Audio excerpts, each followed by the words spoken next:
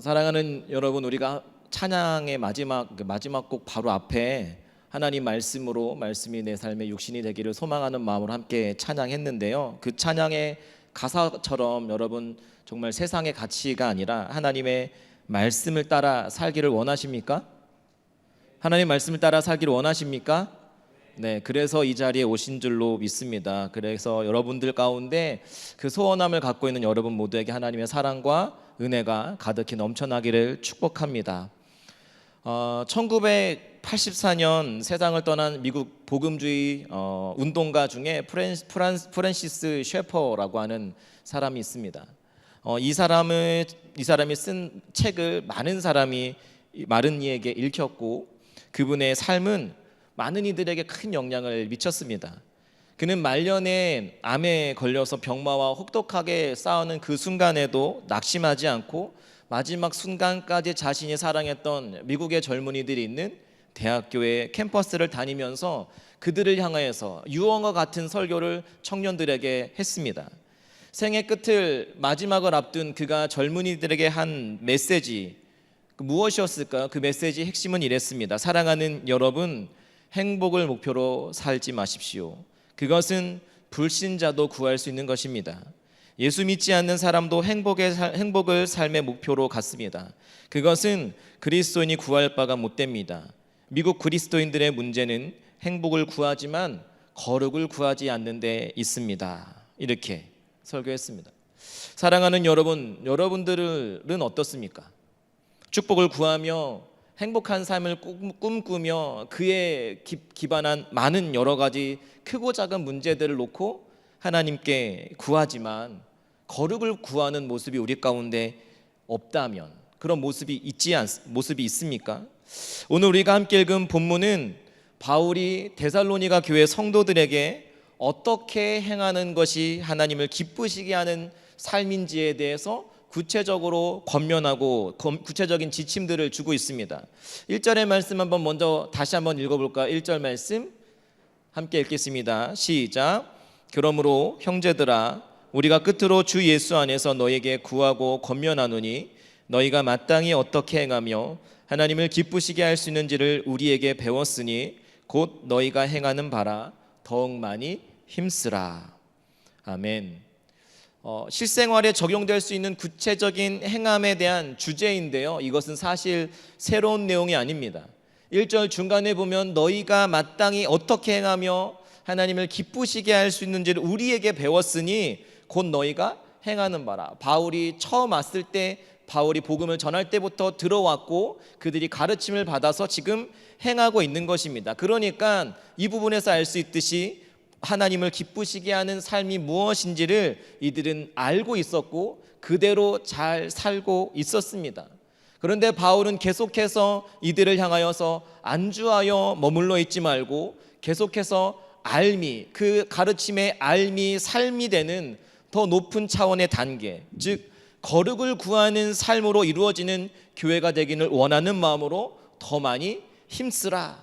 데살로니가 교회를 향한 권면의 말씀을 하고 있는 것입니다. 그도 그럴 것이 데살로니가 교회는 바울이 다른 교회와는 달리 굉장히 짧게 머물렀었던 교회예요. 그러니까 다른 곳에 선교를 다니면서 바울의 마음 한켠에 이들의 믿음이 너무 적은 거죠. 초신자들만 모여있는 이 신생교회가 험악한 세상 가운데서 많은 핍박과 압박 속에서 믿음을 잘 지킬 수 있을까 늘 걱정되는 마음들이 있었단 말이죠. 그래서 디모데를 보냈는데 생각보다 그들이 그 가르침을 잘 받고 잘 행하고 있었어요. 그래서 오히려 바울이 위로를 받았습니다. 그래서 데살로니가전서 1장부터 3장까지의 그들의 행함의 모습을 보고서 감사하고 위로하고 칭찬하고 있는 모습이 이어지고 있습니다. 그런데 그 다음 이어서 오늘 4장부터는 분위기가 바뀌는 거죠.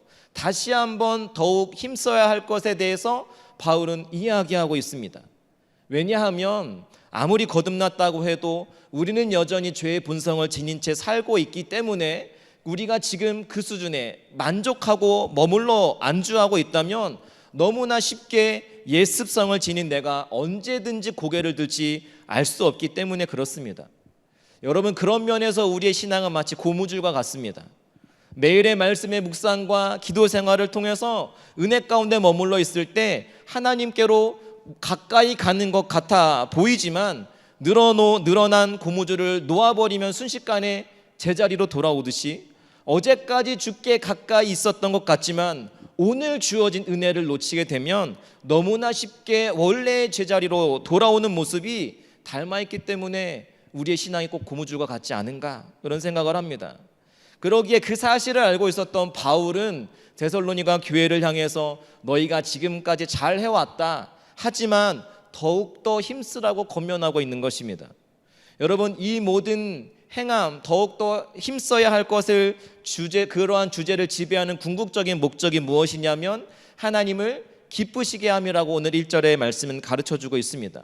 그러니까 하나님을 믿는 자들이 지향해야 하는 삶의 근본 원칙은 어디에 있느냐? 하나님을 기쁘시게 함에 있다는 거죠. 그러나 여러분들이 아는 것처럼 기독교는 행함으로 구원을 받는 건 종교가 아닙니다. 그렇죠? 스스로의 노력으로 자격을 얻고 행함의 근거로 구원에 이를 자는 아무도 없습니다. 그래서 기독교는 은혜로 믿음으로 말미암아 구원을 받았다고 이야기하는 거죠. 그런데 이것 때문에 많은 사람들이 오해하는 것은 무엇이냐면 기독교는 행함이 필요 없는, 행함이 없이 구원받을 수 있는 종교인가 보다, 이런 오해를 하는 거죠. 그런데 사실 그렇지가 않습니다. 물론 그 행함이 조건이 되어서 구원에 이를 자는 없지만 구원받고 나면 그 구원받은 자의 합당한 행함이 따르게 되는데, 그 행함을 지배하는 핵심이 뭐냐면 하나님을 기쁘시게 함이라는 거죠. 그러므로 기독교는 행함이 없는 구원을 가르치는 종교가 아니라 행할 수 없는 자들에게 구원을 시작하시고 시작된 구원의 표시가 우리의 행함으로, 믿음의 행함으로 나타나게 된다는 것이죠. 그런데 그 행함이 궁극적인 목적이 어디에 향하느냐? 나의 만족과 나의 유익과 나의 기쁨에 있는 것이 아니라 하나님을 기쁘시게 함에 있다는 것입니다. 그러기 때문에 우리가 혼탁한 이 세상을 살아가면서 어떤 것이 하나님의 뜻이고 어떤 것이 하나님의 말씀에 부합된 것인가, 나는 성경 말씀을 잘 모르는데 어떻게 살아가야 하는가, 여러분 헷갈리실 이유가 없습니다. 그때 이러한 행함이, 이러한 나의 어떤 선택이, 이러한 행실이 하나님의 기뻐하시는 것일까를 염두에 두면 답이 금방 도출될 수 있는 것이죠. 그러니까 여러분, 기독교는 우리에게 행함에 대해서 권면하고 있지만 그것의 핵심은 이거는 하고 이것은 하지 말라는 어떠한 조문을 가르쳐서 율법을 잘 행하는 사람이 되는 것에 있지 않습니다. 하나님을 기쁘시게 해드리는 것, 그 마음에서 만들어지는 행함이라고 하는 면에서 기독교는 인격성과 관계성이 기독교 윤리의 중추라고 하는 것입니다. 뭐라고요? 인격성과 관계성이다. 예를 들면요, 연인들 사이에서도 그렇지 않습니까? 그 사람이 내가 이렇게 행동하는 것들을 싫어해요. 내가 예를 들면 이렇게 옷 입는 걸 싫어해요. 그러면 막 같이 있기 싫어하는 거죠. 그러면 얘가, 이 친구가 좋아하는 것, 이 싫어하는 것을 안 하려고 하고, 이 사람이 내가 어떤 행동이나 어떤 반응을 했을 때, 어떻게 했을 때 좋아하는지를 알고 그 사람의 마음에 흡족한, 기뻐할 만한 것들을 찾아서 행하게 되는 거죠. 그것처럼 뭔가를 하는가, 그것도 중요한 일이지만 그 일을 왜 하는가, 하나님 앞에서 우리가 이 일을 왜 하는가, 그것이 더 중요한 주제라고 하는 것을 여러분 기억해 주셨으면 좋겠어요. 그래서 인격적으로 살아계신 하나님과의 관계를 우리가 맺고 있기 때문에 그 살아계신 하나님과의 관계의 표시로 행함이 따른다. 그런 점에서 인격성과 관계성의 염두를 두고 오늘의 말씀을 살펴보기를 원합니다. 계속해서 3절과 6절의 말씀 한 번 더 같이 읽겠습니다. 3절과 6절 상반절, 형제를 해하지 말라까지입니다. 시작. 하나님의 뜻은 이것이니 너희의 거룩함이라, 곧 음란을 버리고 각각 거룩함과 존귀함으로 자기 아내 대할 줄을 알고 하나님을 모르는 이방인과 같이 세욕을 따르지 말고 이 일에 분수를 넘어서 형제를 해하지 말라. 여러분, 먼저 바울은 하나님을 기쁘시게 하는 그리스도인의 삶의 태도에 대해서 무엇을 제시하고 있냐면 거룩을 제시하고 있습니다. 특히 그 거룩을 어떻게 표현하고 있냐면 음란을 버림으로 거룩을 이루라는 권면을 하고 있는 거죠. 여러분, 우리 한글 성경을 봤을 때 이게 어떠한 어조인지 잘 모르지만 원어 성경으로 보았을 때는 굉장히 강한 어필, 권면, 명령조로 이야기하는 것이에요. 여기에 사용된 음란은 포르노라고 하는 말의 어원인 포르네이아, 즉 결혼을 벗어난 모든 성적인 관계를 의미하는 것이에요. 바울은 음란의 여지를 조금이라도 두거나 조금 머뭇거려서는 절대 안 된다, 이렇게 힘주어 말하고 있는 거죠. 절대 안 된다. 왜냐하면 그들이 살고 있었던 당시 사회적 배경이 성적으로 상당히 무감각했던 시대였기 때문에 그렇습니다. 헬라의 영향을 받은 로마가 지배하는 시대, 그들의 육체의 욕구, 당시 헬라인들은 성적인 만족을 채우기 위해서 성인이나 종이나 미소년 종을 범하거나 혹은 타인의 아내까지 탐하는 일이 종종 일어났습니다. 그런데 더 큰 문제는 뭐냐면 그것을 크게 문제 삼지 않았다는 것이에요. 사회적으로 아내는 자녀를 출산하고 가정을 돌보는 그냥 하나의 도구 정도로 인식되었고, 이혼은 남자가 기분대로 행해졌으며 혼인 관계를 그 외의 관계를 갖더라도 혼외 관계를 갖더라도 부끄러운 일이 아닐 만큼 사회 전반적으로 성적인 욕망이 금지되기는커녕 오히려 용인되고 조장되는 시대로서 성욕을 절제하는 것이 오히려 부자연스럽게 여겨질 만큼 매우 문란한 시대 가운데 있었어요. 그리고 농경사회에 또 영향이 있었기 때문에 다산의 신을 예배하는 제의, 우리가 더 많은 자녀를 얻기를 원한다. 그러면 성전에 여사제들이 있는 그들의 성소에 가서 이제 그들과 성적인 관계를 맺는 게 그 신을 예배하는 제의였단 말이죠. 그럴 정도로 매우 문란했어요. 그러니까 이런 사회에 한복판에 자리 잡고 있는 데살로니 교회가 아무리 지금 바울의 가르침을 잘 붙들고 있다고 해도 조금의 여지를 주거나 머뭇거렸다가는 영향을 받지 않을 수 없었겠죠. 그리고 지금까지 쌓아왔던 것들이 순식간에 무너질 것이 뻔하였기 때문에 바울은 강하게 말하고 있는 것입니다. 좀 더 세부적으로 아내를 거룩함과 존중함으로 대하며 이방인과 같이 세욕에 빠져서는 안 된다 경고하고 있는 것이죠. 즉 자기의 몸을 정욕에 방임하지 않고 스스로 통제하는 것과 하나님께서 정해주신 아내를 거룩하고 존귀하게 대하는 법을 배워서 자신과 아내에게 죄를 짓지 않는 것, 즉 자신의 몸과 아내를 자신의 어떤 성적인 만족을 위한 도구로 생각하지 말고 하나님을 알지 못해서 그저 성적인 욕망을 따라 살아가는 이방인들처럼 살지 않고 구별된 자들, 그것이 하나님이 일러주신 하나님이 기뻐하시는 것이다라고, 그것이 거룩이라고 바울은 힘주어서 권면하고 있는 것입니다. 그러기에 너희들이 이 하나님께서 기뻐하시는 그 거룩의 자리로 더욱더 나아가라고 권면하고 있는 것입니다. 여러분, 우리가 살고 있는 이 시대도 그렇게 다르지 않습니다. 여러분, 이 가운데 이 거룩을 지키기 위해서 오늘 하나님께서 우리에게 말씀하시는 데살로니가 교회를 향하여 말씀하셨던 그 말씀이 오늘 저와 여러분에게 주시는 말씀인 줄로 믿고 또 그 말씀을 더 붙들기를 소망합니다. 여러분, 정말 그 말씀대로 붙들고 살기를 원한다고 아까 서두에 이렇게 얘기하셨었잖아요. 그러니까 오늘의 말씀을 더 굳게 붙들기 원합니다. 여러분, 그런데 그런 자들이 툼바구니에서 살아가는 데살로니가 교회 성도들 쉬웠겠습니까? 쉽지 않았겠죠. 교회 문방만 나가면 음란한 문화가 가득합니다. 그들과 같이 살아야 합니다. 그런데 그 가운데서 거룩을 지키는 건 정말 쉽지 않은 것이었겠죠. 조금만 용납해주고 조금만 눈 감다 보면 어느 순간 나도 모르게 그들의 영향을 받고 있고, 그리고 과거에 실제 나도 그러한 삶을 살았었습니다. 그런데 이제 그 삶을 끊어낸 지 얼마 안 됐기 때문에 조금이라도 여지를 두면 얼마든지 다시 그 자리로 돌아갈 수 있었기 때문에 바울은 너희가 지금 잘하고 있지만 끊어낼 것을, 명확하게 구분해낼 것을, 제하여버리고 잘라내버릴 것을 여지조차 남기지 않고 제거해버리라고 강하게 말하고 있는 것입니다. 그렇게 거룩한 삶으로 구별되어야 할 이유가 뭐냐? 7절의 말씀입니다. 한번 같이 읽겠습니다. 시작. 부정하게 하심이 아니요 거룩하게 하심이니. 아멘. 음란을 버려야 할 이유로 제시되고 있는 것이 무엇입니까? 우리를 향한 부르심이 어디에 있대요? 거룩함에 있다는 것입니다. 이방인들과 그들의 시류를 따르지 않는 것, 구별됨, 그 거룩함에 있다는 것이에요. 여러분, 하나님께서 자신을 부르신 목적이 무엇인지 명확히 알 때 그리스도인 성도는 하나님의 뜻에 합당한 삶을 살게 되고 거기에서부터 가치가 발생하게 된다는 사실 여러분 아십니까? 여러분, 이 세상에 존재하는 모든 것에는 다 목적이 있고 존재하는 이유가 있습니다.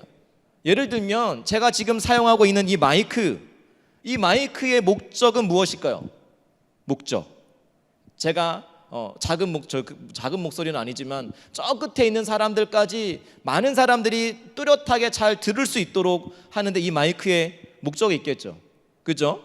그런데 여러분, 이 마이크가 망가졌어요. 그래서 수리를 했는데도 더 이상 목소리를 키울 수 없다. 마이크로서의 역할을 할 수 없다. 그러면 여러분, 이 마이크를 향해서 제가 뭐라고 말할 수 있을까요? 야, 이거 쓸모없네, 가치 없네, 갖다 버려, 할 수 있겠죠. 그러니까 여러분 아시겠습니까? 언제 가치가 발생하는지, 언제 쓸모 있음이 발생하는지 아시겠습니까? 존재하는 것과 목적이 일치할 때 가치가 발생하는 것이요. 이 마이크를 만든 목적과 그 쓰임에 맞을 때 가치가 발생하는 거고 쓸모 있음이 발생한다는 것입니다. 여러분, 그러기에 우리가 정말 가치 있는 삶, 내가 쓸모 있는 인생을 살기를 원한다면 반드시 해야 하는 것이 있는데, 그것이 무엇이냐? 나를 부르신 하나님의 존재의 목적이 무엇인지를 아는 것입니다. 깨달아 아는 것이죠. 그리고 그 존재의 목적대로 살아갈 때 거기서부터 가치가 발견되는 것이고 쓸모 있음이 발견되는 것입니다. 여러분, 그렇게 살아가고 있으십니까? 아니면 세상의 시류에 따라서 안정된 직업, 안정된 삶을 추구하고 있습니까? 하나님 다음에 건물주의 삶을 추구하고 계십니까? 여러분 어떻습니까? 하나님께서는 저희 모두를 그리스도인이라고 불러주셨습니다. 믿으십니까? 믿으세요? 이렇게 얘기하니까 좀 야만 소리가 작아지나요? 거기에는 하나님께서 성적 방종과 각종 죄로 물든 세상으로부터 특별히 몇몇을 구별하여 불러내셨다라고 하는 의미가 있는 것이에요. 여러분들은 특별히 구별하여서 불러내셨다는 것입니다.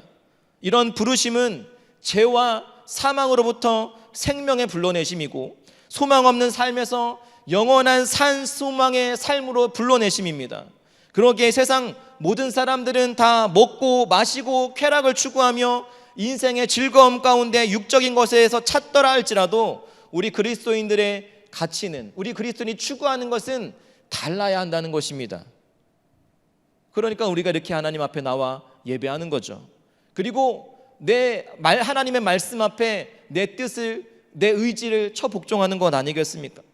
저희를 통해 하나님의 거룩하심이 드러나기 원하시는 그 부르심을 따라서 하나님을 기쁘시게 하는 삶으로 부름받았기 때문에 저와 여러분들이, 또한 교회는요, 하나님의 기쁘신 뜻에 따라 세상에 불러낸 자들의 모임이라고 할 수 있습니다.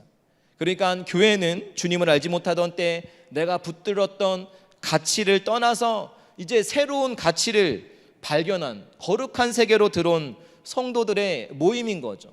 천국은 마치 밭에 감추인 보화를 발견하고서 내 많은 가치들을 그 땅을 사고자 하는 그 생각들을 갖고 그거를 붙드는 거죠. 야, 그 땅이 그만한 가치가 있느냐? 그런데 우리는 그 보배를 발견한 사람은 그 땅에 그만큼 주어도 아깝지 않다는 것을 아는 자들인 거죠. 우리가 그렇다는 것입니다. 하나님은 당신의 택한 자들을 불러서 그들을 세상으로부터 구별시킴으로써 모든 악에서 떠나게 하시며 모든 면에서 그들을 거룩하게 하시고 나아가 그들을 거룩한 상태 안에 항상 머물러 있게 하시는데, 우리가 거룩한 삶이 아니라 세상 사람들과 같이 제멋대로 살아간다면 우리를 그리스도인으로 불러주신 하나님의 부르심을 무시하는 행위인 거죠. 그것은 우리를 거룩한 당신의 자녀로 부르신 하나님의 뜻을 거역하는 것입니다. 우리의 존재 이유와 다른 목적 가운데 살아가고 있다면 우리의 인생은 가치 없는 인생, 쓸모없는 인생일 수 있다는 것입니다. 저와 여러분들의 삶이 그와 같지 않기를 소망합니다. 그래서 바울은 이 사실을 기억하라고 강하게 말하고 있는 것이죠. 존재의 목적과 분명히 합당한 삶을 살아감으로 가치 있는 인생이 되라고. 여러분, 둘째로 바울은 하나님을 기쁘시게 하는 그리스도인의 삶의 자세에 대해서 형제 사랑을 이야기하고 있습니다. 9절과 10절 말씀 한 번 더 같이 읽어보겠습니다. 시작. 너희에게 쓸 것이 없음은 너희들 자신이 하나님의 가르치심을 받아 너희가 온 마게도냐 모든 형제에 대하여 과연 이것을 행하도다 형제들과 권하노니 더욱 그렇게 행하고. 아멘. 형제 사랑에 대하여서는 바울이 어떻게 말하고 있습니까? 더 이상 내가 너희에게 언급할 필요가 없다라고 할 만큼 형제 사랑을 잘 실천하고 있었어요. 믿은 지 얼마 안 된 초신자들이 모여있는 신생교회였음에도 불구하고 너무 잘하고 있었던 거죠.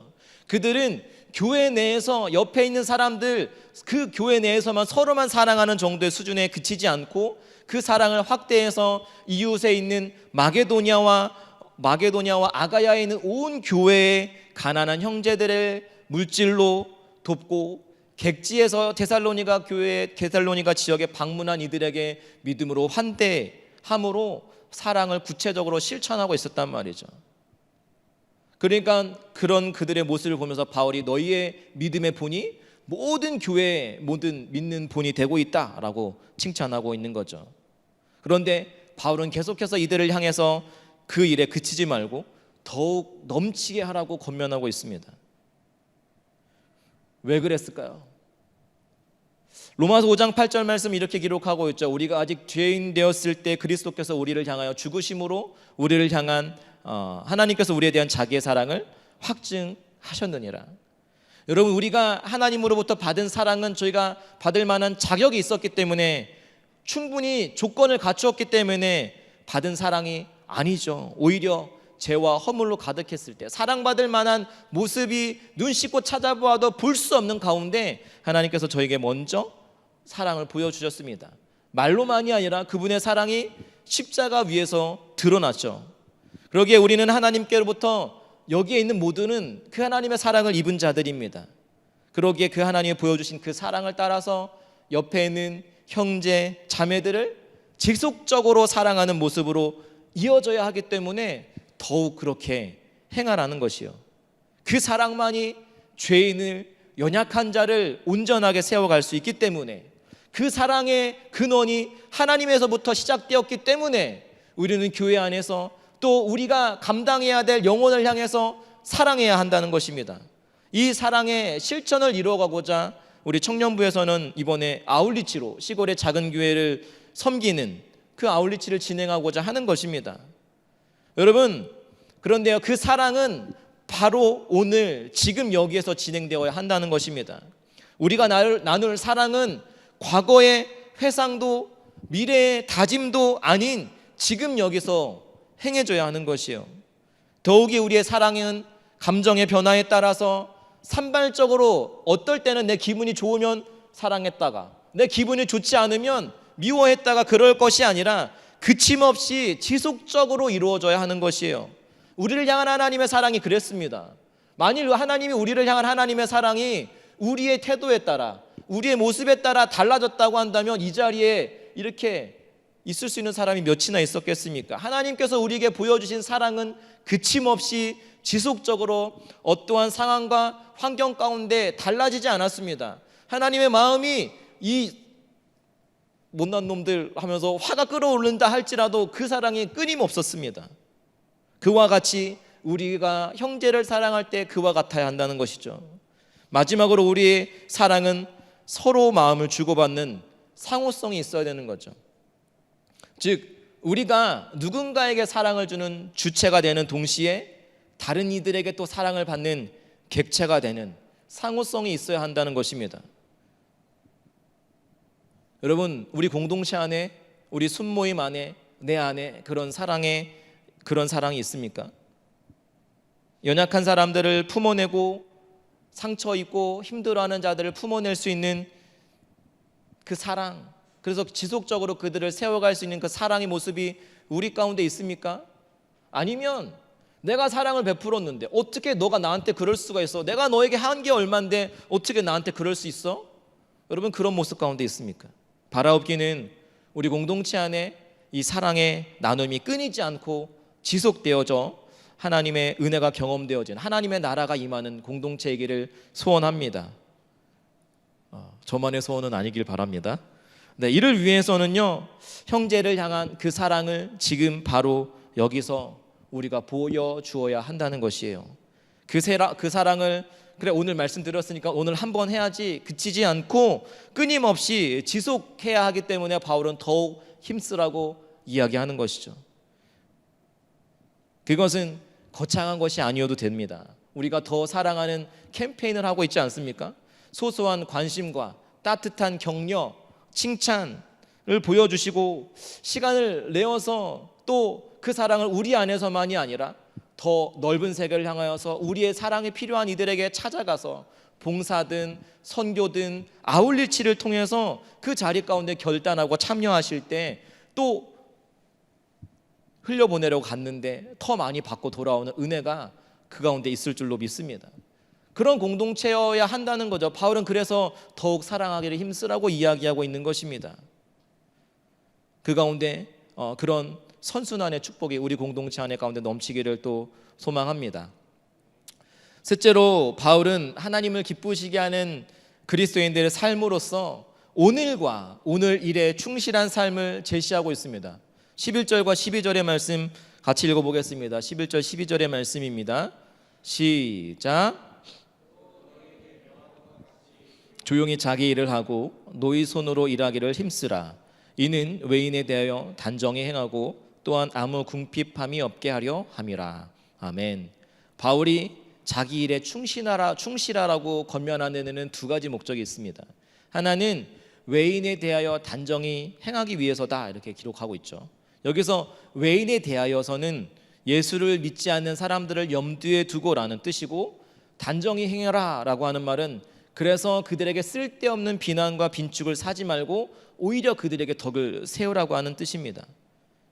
당시 데살로니가 교회에 또 다른 어려움이 있었습니다. 그것은 뭐냐면 예수님께서 부활하실 때 내가 부활한 것을 본 것처럼 너희도 이 부활을 보는 자가 있을 것이다. 그래서 예수가 다시 오실 그 재림, 그때가 가까이 왔다고 열렬한 기대를 가지고 더 이상 일할 필요가 없다고 생각하는 사람들이 있었어요. 그러면 그들이 왜 그랬을까요? 어차피 머지않은 시간에 예수님 오시면 공부할 이유가 뭐가 있겠습니까? 땀 흘려 일하는데 무슨 소용이 있겠습니까? 그죠? 그러니까 게을리하는 이들이 있었어요. 그러니까 주님의 재림이 임박했다고 해서 아무 일도 하지 않고 다른 사람만 의지하려고 하는 모습은 하나님의 이름을 욕되게 할 뿐만 아니라 누군가 그러면 그 사람을 도와주어야 하겠죠.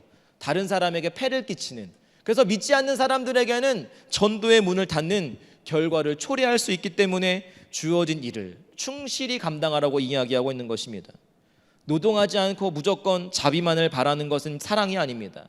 사랑은 자기 일에 최선을 다함으로써 자기 생활에 스스로 책임지는 것이 형제 사랑입니다. 그래서 칼빈이라고 하는 사람은 직업이 곧 하나님의 부르심이고 소명이라고까지 이야기하는 것이죠. 여러분, 직장 가운데서 학업을 여러분 주어진 자리에서 최선을 다하는 것 쉽지 않죠.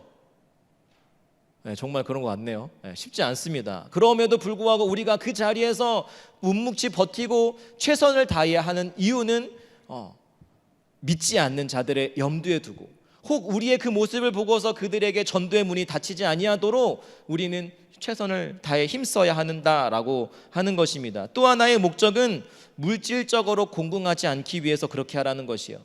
궁핍하게 함이 없게의 원뜻은 누구에게도 의존하지 않는, 그러니까 경제적인 자립, 독립을 의미하는 거죠. 이처럼 바울은 형제 사랑을 요청하면서 동시에 자기 일을 등한히 한 채 형제의 도움을 기대려는 자세를 경고하고 있는 것입니다. 일은 하지 않고 기도만 하는 거죠. 하나님께서 다 먹여주시고 다 채워주시겠다라고 하는 그 믿음 필요합니다. 들에 핀 꽃을 봐라, 하늘에 나는 새를 봐라. 너희가 먹을 거 무엇을 입을까? 그것은 이방인들이 구하는 것이다. 네, 맞죠. 그렇다고 하나님께서 원하시는 것은, 그러니까 기도만 하고 있으라, 이것은 하나님의 뜻은 아니라는 거죠. 우리가 일할 수 있는 대로, 힘 닿는 대로 우리에게 주어진 자리 가운데 최선을 다할 때 그 다음에 무엇을 먹을까, 무엇을 입을까, 그것을 하나님께서 채워주시겠다라고 하는 것이죠. 거룩한 삶은 여러분, 그러기에 자기의 책임을 다하는 것에서 이루어지는 것입니다. 지난주에 담임 목사님께서 말씀해 주셨던 것처럼 거룩은 교회 안에서만 이루어지는 것이 아니라 영문 밖에서, 즉 우리에게 주어진 삶의 현장에서 나타나고 이루어져야 하는 것입니다. 이것이 하나님의 뜻에 합당한 거룩인 거죠. 여러분 기억하시겠습니까? 거룩이란 하나님이 만드실 때 의도하신 그 목적대로 우리를 그 부르심에 합당한 삶을 살아가는 것입니다. 그러니까 거룩은 특별한 일이, 그렇게 거창한 일이 아닌 거죠. 일상을 떠나서 특별한 삶을 사는 게 아니라 오늘 우리에게 주신 그 일상 가운데서 하나님이 주신 하루인 줄 알고 그 일상을 특별하게 살아내는 것, 이것이 거룩이고, 바울이 데살로니가 교회를 향하여 요청하는 것은 시대의 흐름에 따라 휩쓸려 다니지 말고 주어진 자리에서 거룩을 지켜내라고, 다시 한번 힘쓰라고, 그것이 하나님을 기쁘시게 하는 뜻이라고 힘주어서 말하고 있는 것입니다. 사랑하는 여러분, 오늘 거룩한 삶을 살고 있으십니까? 오늘의 말씀에 비추어서 우리의 삶을 돌아보았을 때 거룩한 삶을 여러분들 살고 있으십니까? 이러한 의미에서 오늘 우리가 살고 있는 이곳은 우연한 곳이 아니고 우리가 살아가는 그 자리로 부르셔서 하나님의 거룩한 거룩을 드러내야 하는 것입니다. 물론 우리는 이 세상의 끝이 아님을 알고 그 하나님 나라를 기대하며 살아가야 하는 것이죠. 그러나 데살로니가 교회 몇몇 성도들처럼 하늘만 쳐다보아서는 되겠습니까? 그러면 하나님께서 우리를 구원하신 순간 다 바로 천국으로 데려가셔야죠. 왜 우리를 이 땅 가운데 남겨두셨습니까? 여러 가지 많이 힘들고 취업을 했어도 어려움이 있고, 또 그 다음에 고민해야 될 문제들이 산적한 이곳에, 수고가 많은 곳에 하나님 왜 남겨두셨겠습니까?